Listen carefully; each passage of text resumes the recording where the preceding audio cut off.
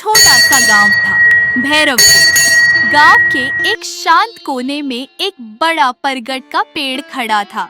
उसी पेड़ के नीचे मोहन रोज सुबह अपना छोटा सा समोसा चाय का ठेला लगाता था। उसके ठेले पर एक भगोना समोसों से भरा रहता था।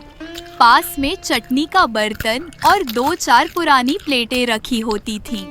पूरा दिन बीत गया, मगर गिने चुने ग्राहक ही आए। तभी उसके पास धीरे धीरे चलती हुई एक बूढ़ी अम्मा आई। उसकी थकी हुई आंखों में उम्मीद की हल्की सी चमक थी। अरे बेटा, इस कमजोर सी कमाई से तू अपनी जिंदगी कैसे काट रहा है? मोहन ने गहरी सांस भरी, जैसे दिल का पूरा बोझ उसी सांस में समेट लिया हो, और फिर धीरे से बोला, अम्मा, पेट तो किसी तरह भर ही जाता है, बस किस्मत से रोज लड़ना पड़ता है। अरे मोहन बेटा, इस समोसे चाय के भरोसे कब तक बैठे रहोगे? कभी कुछ धांसू करने का भी सोचा? अम्मा, ना कोई जमीन है, ना कोई और कला। जो थोड़ा बहुत आता है उसी से जिंदगी चला रहा हूँ। अरे बेटा, जिंदगी में आगे बढ़ना है तो रास्ता भी नया चुनना पड़ता है, क्योंकि लोग हमेशा नए स्वाद की तलाश में रहते हैं। ये कहकर वो चला गया और मोहन की आंखों में अनकहे सवाल तैरने लगे। अम्मा सही बोल रही थी।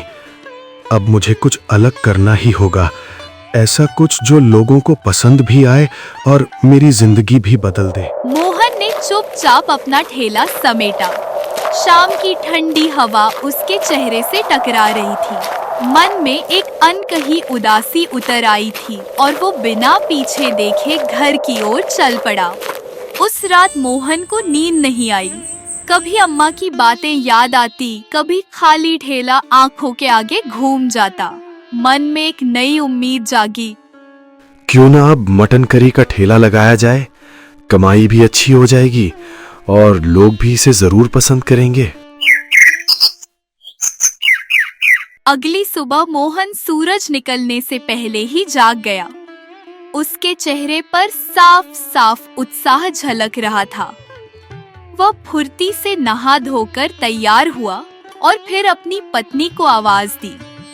कुछ ही पलों में उसकी पत्नी बाहर आई और मुस्कुराकर बोली, मोहन, क्या बात है? आज तो तुम्हारे चेहरे पर खास चमक है, बड़ी खुश लग रहे हो। मैं सोच रहा हूँ क्यों ना कल से ठेले पर मटन करी बेचे, लोगों को जरूर पसंद आएगी और शायद हमारी किस्मत भी बदल जाए, मुनाफा भी अच्छा होगा। मटन करी सुनने में तो अच्छा लगता है, पर बनाने वाला कौन होगा? मुझे तो इसकी रेसिपी भी ठीक से नहीं आती। मोहन कुछ देर तक सोचकर आसमान की तरफ देखने लगा, फिर गहरी सांस लेकर बोला, शायद यही मौका है हमारी जिंदगी बदलने का। सुनो, चिंता मत करो, रामू काका पहले मटन करी बनाते थे, वे दिल से अच्छे हैं, यकीन है हमें जरूर सिखाएंगे।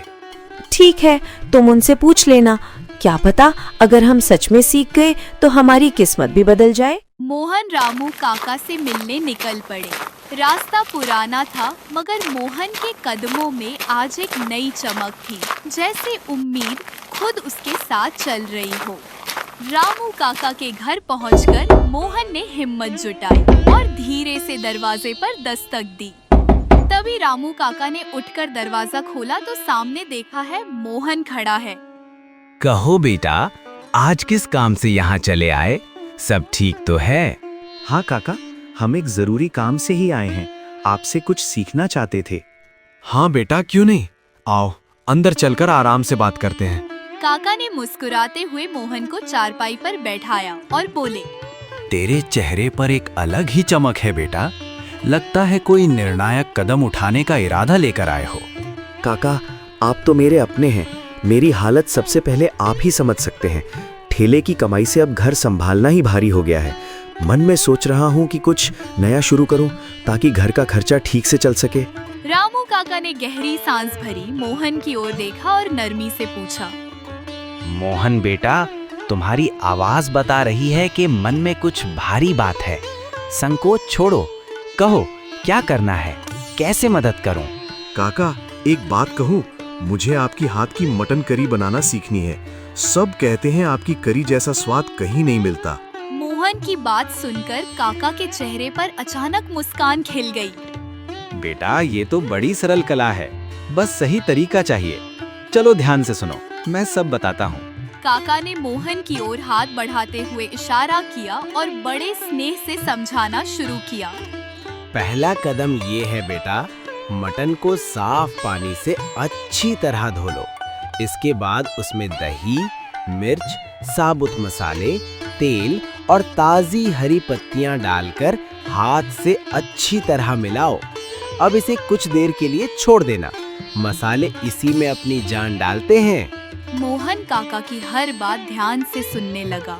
उसकी आंखों में सच्ची सीखने की चमक थी। अब बेटा एक भारी तले वाली कढ़ाई चढ़ा लो, उसमें थोड़ा तेल गरम करो और जब सुगंध उठने लगे तो प्याज डालकर सुनहरा भूनो। अब इसमें वही मैरिनेट किया मटन डालो और धीमी आंच पर तब तक चलाते रहो जब तक मसाला मटन से दोस्ती ना कर ले। जब मटन अच्छी तरह भुन जाए बेटा, तब उसमें थोड़ा गर्म पानी डाल देना, बस इतना कि मटन ढक जाए। अब ढक्कन लगाकर धीमी आंच पर छोड़ दो। धीमी आंच मटन को नरमी देती है। और हाँ, अंत में एक मुट्ठी हरी धनिये और पुदीने की डालकर दम दे देना। यही दम स्वाद को गहरा करता है। काका की बात सुनकर मोहन की आंखों में उम्मीद चमक उठी। वह उत्साह में बोला, काका ये तो वाकई बड़ा आसान लग रहा है। मैं तो सोच रहा था बहुत मुश्किल होगा। मोहन, मटन करी आसान नहीं, पर सही हाथ उसे आसान बना देते हैं। हुनर का रहस्य ये है कि उसे सम्मान से सीखा जाए। काका अब तो मन पक्का कर लिया है, मटन करी का ठेला ही लगाऊंगा। उम्मीद है इससे घर की हालत भी सुधर जाएगी। मोहन, तू मेहनत करता है और मेहनत कभी धोखा नहीं देती। देखना, तेरा ठेला एक दिन सबसे ज्यादा भीड़ वाला बनेगा। काका, आपने जो हिम्मत दी है वो मेरे लिए वरदान है। आप न होते तो मैं ये कदम ही नहीं उठा पाता। अब चलता हूँ, कल के लिए सब संभालना है। घर लौटते ही मोहन के चेहरे पर खुशी साफ थी। उसने बैठकर पूरे दिन की कहानी अपनी पत्नी को सुनाई। पत्नी ने उसकी आंखों में उम्मीद देखी, मुस्कुराकर बोली, अच्छा हुआ काका ने इतनी मदद की। अब कल तुम्हारी मटन करी का जादू चलेगा या नहीं देखेंगे। पर तुम बताओ ना, दाम कितने रख रहे हो मेरे शेफ साहब? मैं सोच रहा हूँ करीब 120 रुपए प्लेट रखूंगा, न ज्यादा और न कम। ठीक मुनाफा हो जाएगा और लोगों को भी कीमत भारी नहीं लगेगी। अगर भीड़ बढ़ी तो थोड़ा एडजस्ट भी कर लेंगे। अच्छा है मोहन, 120 रुपए प्लेट ठीक रहेगा। खाना अच्छा होगा तो लोग बिना सोचे पैसे देंगे। मुझे यकीन है तुम्हारा ठेला चल पड़ेगा। उस रात मोहन करवटें बदलता रहा। नींद तो जैसे आंखों से दूर भाग गई थी। कभी ठेले की तस्वीर सामने आती, कभी काका के शब्द याद आते। दिल में उत्साह भी था और हल्की सी घबराहट। सूरज की पहली किरणों के साथ मोहन उठ गया। उसने नहाया धोया, तैयार हुआ और फिर मटन खरीदने के लिए बाजार की ओर निकल पड़ा। मोहन दुकान पर पहुंचा और बोला, भाई आज थोड़ा बढ़िया मटन चाहिए, ठेला लगाने जा रहा हूँ। दुकानदार मुस्कुराया। अरे वाह मोहन, बढ़िया बात है। लो, आज का सबसे ताज़ा मटन दे रहा हूँ। पहले दिन की शुरुआत अच्छी होगी। मटन की थैली हाथ में लिए मोहन धीरे धीरे घर की ओर बढ़ रहा था। दिल में उम्मीद, पर कहीं एक छोटा सा डर भी था। घर पहुंचकर मोहन ने ताज़ा मटन को साफ पानी से अच्छे से धोया। रामू काका की बातें उसके कानों में गूंज रही थी। वह धीरे धीरे दही, लाल मिर्च, खड़े मसाले, पुदीना और हरा धनिया मिलाता गया, मानो हर मसाले में उम्मीद की एक नई परत चढ़ा रहा हो। प्यार से मसाले में लपेटा दिया। कड़ाही चढ़ाकर मोहन ने तेल को धीरे धीरे गर्म होने दिया। तेल गर्म होते ही प्याज डाले और उन्हें सुनहरा होने तक भूनता रहा। फिर उसने बड़ी सावधानी से मसाले में लिपटे मटन के टुकड़े कड़ाही में छोड़ दिए। आवाज और खुशबू ने पूरे कमरे को महका दिया। करी तैयार होते ही मोहन ने तुरंत चावल चढ़ा दिए। करी और चावल दोनों तैयार होने के बाद मोहन ने बड़े बड़े हांडों में खुशबूदार मटन करी भर दी। फिर ठेले को साफ सुथरा सजाया, बर्तन चमकाए, प्लेटें जमाई और एक गहरी सांस लेकर ठेला आगे बढ़ाया। गांव के मुख्य चौराहे पर पहुंचते ही गरम मटन करी की खुशबू हवा में तैर गई। रास्ते से गुजरते लोग रुकने लगे, रुक कर देखने लगे। तभी उसके पास एक आदमी आता है और उससे पूछता है, भैया क्या बेच रहे हो? खुशबू तो कमाल की आ रही है। मटन करी है भैया, खास रेसिपी पर बनाई है। एक बार चख लेंगे तो फिर खुद आएंगे। चलो भैया, एक प्लेट लगा दो, खुशबू तो दिल जीत रही है। मोहन ने बिना कुछ कहे तेजी से थाली तैयार की और धीमे से ग्राहक की ओर बढ़ा दी। भोजन का पहला निवाला उठाया। जैसे ही उसने मुंह में डाला, अरे भैया ये तो कमाल है, ऐसा मटन तो शहर में भी नहीं मिलता। मोहन के दिल में ऐसी खुशी की लहर उठी जैसे सूखी धरती पर पहली बारिश बरस गई हो। कई दिनों की चिंता, डर और थकान एक ही पल में धुल गई। इसी बीच गांव के कुछ और लोग आए। भैया क्या बना रखा है? दूर से ही खुशबू खींच लाई। हाँ, जरा एक प्लेट बना दो, बड़ा मन ललचा रहा है। मटन करी है भाई, पहला दिन है, कोशिश की है कि स्वाद दिल जीत ले। एक एक प्लेट तैयार करता हूँ। जैसे ही नौजवानों ने पहला निवाला लिया, दोनों की आंखें चमक उठी। भाई ये तो जबरदस्त है। सच में मजा ही आ गया। मोहन भैया, तूने तो कमाल कर दिया। ऐसी कड़ी तो गांव में चखी कभी नहीं। आपने शानदार शुरुआत की है। आपका बहुत बहुत शुक्रिया। धीरे धीरे ठेले पर इतनी भीड़ जुटने लगी कि मोहन सांस लेने तक के लिए रुक नहीं पा रहा था। लोग खुशबू से खींचे चले आ रहे थे, हर कोई प्लेट लेने की जल्दी में। और शाम होते होते मटन करी का एक भी दाना नहीं बचा। हांडे बिल्कुल खाली खड़े थे, जैसे उन पर भी मोहन की मेहनत मुस्कुरा रही हो।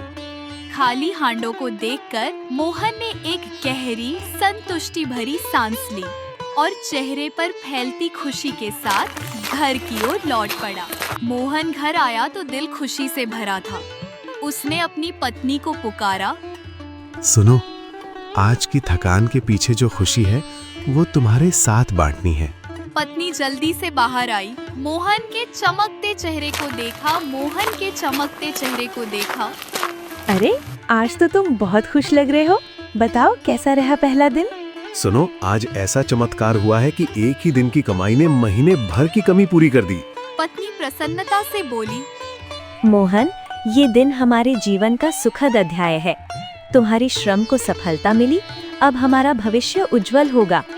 आज पहली बार एहसास हुआ कि अगर दिल से मेहनत की जाए और सोच सही हो तो जिंदगी सच में बदल जाती है। रात ढल रही थी, लेकिन मोहन और उसकी पत्नी के चेहरों पर एक चमकती संतोष की मुस्कान तैर रही थी। घर में फैल रही महक किसी खाने की नहीं थी, वो खुशियों की थी जो सपनों के पूरे होने पर जन्म लेती है।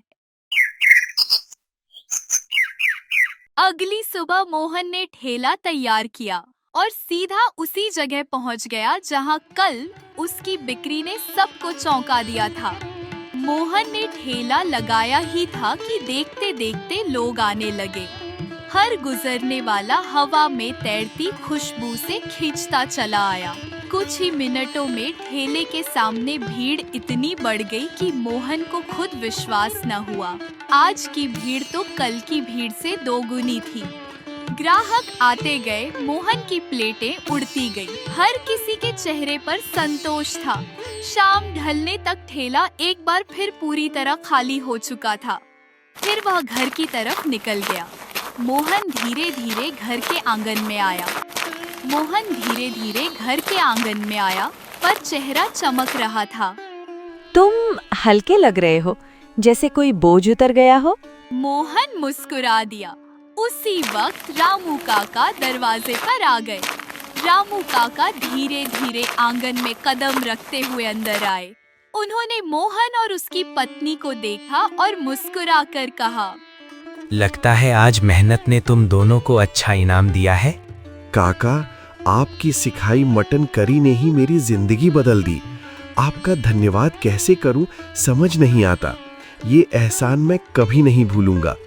धन्यवाद मुझे मत दे मोहन, स्वाद तुम्हारे हाथों ने पैदा किया है। मैंने तो बस राह बताई, चलना तो तुम्हें था, असली मेहनत तुमने की है।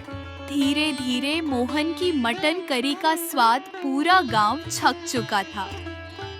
अब वो सिर्फ एक ठेले वाला नहीं, लोगों के दिलों में जगह बनाने वाला मटन करी वाला मोहन बन गया था। जहाँ कभी उसके आंगन में गरीबी और चिंता रहती थी, अब वही खुशी और तरक्की की महक तैरने लगी थी।